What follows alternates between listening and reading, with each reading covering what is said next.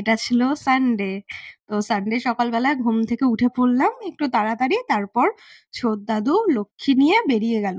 মানে আমাদের বাড়িতে বাউনি লক্ষ্মী পুজো হয়, যেটা হচ্ছে ধান লক্ষ্মী বলে। বছরে ৩টে করে পুজো হয়। তো সেই লক্ষ্মী নিয়ে যাওয়া হয় মন্দিরে। মন্দিরে আমাদের বাড়ি থেকে লক্ষ্মী যায়, তারপর মন্দিরের ওপর থেকে নারায়ণ নিচে আসে, তারপর জগদ্ধাত্রী পুজো শুরু হয়। তো তোমাদের আমি আগের ব্লগেই বলেছিলাম যে পুজোর জন্য ঘরে কিছু রান্নার ব্যবস্থা করছিলাম। তো আমাদের আসলে বাড়ি থেকে বেরিয়েই পাশেই মন্দির, যে মন্দিরটা হচ্ছে কংসবণিক সম্প্রদায়ের মন্দির। মানে কংসবণিক যারা হয় তাদেরই সেই মন্দিরেতে সব কাজ করে তারা। মানে তাদেরই পুজো আর কি, চাঁদাও শুধু তাদের থেকে নেওয়া হয়, এবং বরণও শুধু কংসবণিক সম্প্রদায়ের যারা বউ আছে তারাই করতে পারে। তো দেখো, ছোড়দাদু সকাল সকাল মন্দিরে চলে গেল, আর মা অনেক সকালেই চলে গেছিল, কারণ মন্দিরে পুজোর জোগাড় করছিল।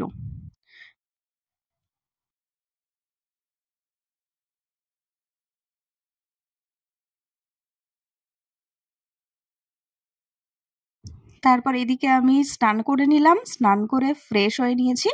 তো এবার যেহেতু আজকে আমি সারাদিন উপোস করব, তাই সকালবেলা আমি আর থাইরয়েডের ওষুধ খাইনি সেদিন।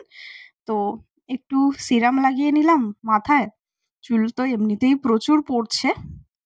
তো তারপর হালকা করে একটু মেকআপ করে রেডি হয়ে গেলাম, মানে একদম সিম্পল মেকআপ। তো আমি হয়ে গেছি রেডি পুজোর জন্য। তো আমার এই সিম্পল মেকআপটা কেমন লেগেছে অবশ্যই জানিও, আর এর একটা শর্টস ভিডিও আমি অবশ্যই আপলোড করব।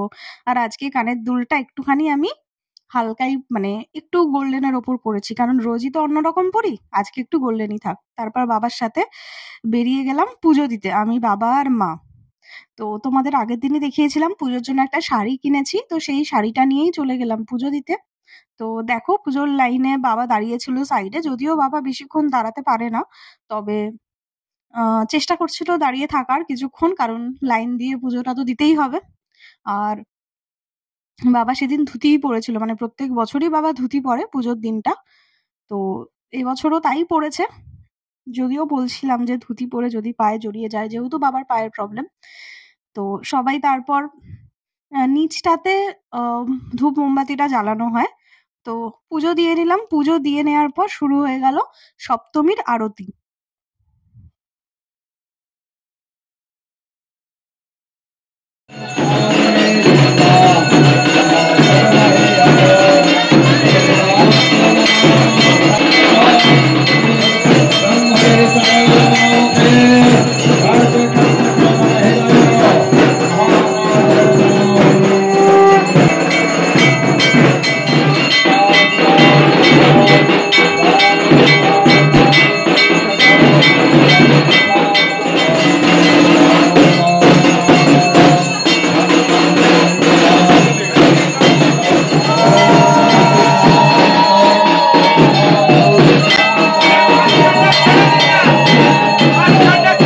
তারপর আমি বেরিয়ে পড়েছিলাম কয়েকটা জিনিস কিনতে, মানে কিছু কেনার ছিল ঘরেতে, কারণ বাবা সারাদিন তো উপোস করবে না, বাবার জন্য খাবারও কিছু কেনার ছিল। তো কিনে আমি চলে এলাম বাড়ি।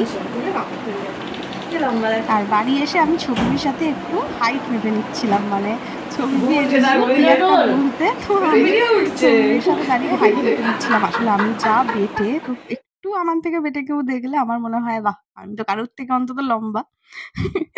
Just joking. তারপর আমি বসে গেলাম রান্না করতে। তো এই রান্নার ফুল ভিডিও আমার চ্যানেলে খুব তাড়াতাড়ি আসবে, যদি রেসিপিটা কেউ দেখতে চাও তো অবশ্যই দেখো। তো এই ফুলকপি আর আলুর তরকারি করেছিলাম, যেটা আমাকে দুবারে করতে হয়েছিল, এটা ফার্স্ট বার ছিল। আর লুচি করব বলে ভাই বসে গেছিল ময়দা মাখতে, কারণ এই এত ময়দা মাখাটা খুব চাপের ব্যাপার। তারপর এই যে সেকেন্ড পার্ট আবার বসিয়ে দিয়েছি। তো লাস্টে আমি, বাঙালিদের যা হয় আর কি, যে ঘি গরম মশলা দিয়ে রান্না নামাবো। তো ওই আর কি নর্মাল একটুখানি মশলা ইউজ করেছিলাম। কি কি ইউজ করেছি তোমাদের ভিডিওতে ডিটেলসটা অবশ্যই বলবো। তো এটার পর করেছিলাম আমি বরবটির ঘুগনি। তো এই বরবটির ঘুগনি গত বছরেও আমি করেছিলাম, আসলে এভরি ইয়ার আমাদের হয়। এর লম্বা ভিডিও, মানে পুরো রেসিপিটা আমার চ্যানেলে আছে, যদি কেউ দেখতে চাও তাহলে অবশ্যই দেখো। তারপর ভাই বসে গেছিল লুচি ভাজতে। প্রত্যেক বছরই ও লুচি ভেজে দেয়, মানে অনেক কাজ করে দেয়, অনেক হেল্প করে। আর মায়ের দাঁড়িয়ে দাঁড়িয়ে লুচি বেলতে বেলতে পা ব্যথা হয়ে গেছিল বলে আমি বসে গেছিলাম লুচি বেলতে। তবে হ্যাঁ, মা যে স্পিডে লুচি মানে বেলে, আমার তো সেই স্পিডে বেলা সম্ভব নয়, আমি পারি না, কারণ আমি বেলি কোথায়, সারা বছর তো একবার দুবার এরকম। তারপর সন্ধেবেলায় শুরু হয়ে গেল দণ্ডি কাটা। তো অনেকে অনেক দণ্ডি কাটে এখানে। কেউ মানে দণ্ডি কাটে, অনেকে অনেক রকম মানত করে, মানে মানসিক করে আসলে। এখানে জগদ্ধাত্রীর মন্দিরে মানে মা বুড়োমা বলি আমরা, মা বুড়োমা এতটাই জাগ্রত যে প্রত্যেকে অনেক রকমের মানসিক করে। আর দেখো এখানে ভোগও চলে এসছে সন্ধেবেলাতে, আমাদের এখানকার জমিদার বাড়ি থেকে ভোগ আসে। তো সেই ভোগও মন্দিরে দেখো চলে যাচ্ছে পাশ দিয়ে। তো এই ভিডিওটা আমার ওপর থেকে নেওয়া, কারণ তখনও আমি আর কি পুরো রেডি হইনি।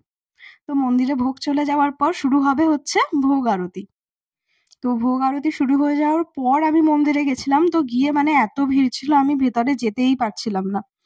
তো অনেকটাই দূরে ছিলাম, দেখছিলাম ভোগ আরতি হচ্ছে। তো এই যে চামরটা যেটা দোলাচ্ছে, এটা সকালেও সপ্তমী পুজোতে ভিডিওটায় তোমরা দেখতে পাবে। এই চামরটা দিয়ে আরতি হয়ে যাওয়ার পর এই চামরটা প্রত্যেকের মাথায় ঠেকানো হয়। সন্ধ্যেবেলায় যেহেতু এতটাই ভিড় ছিল, তো সেটা আর আমি নিতে পারিনি।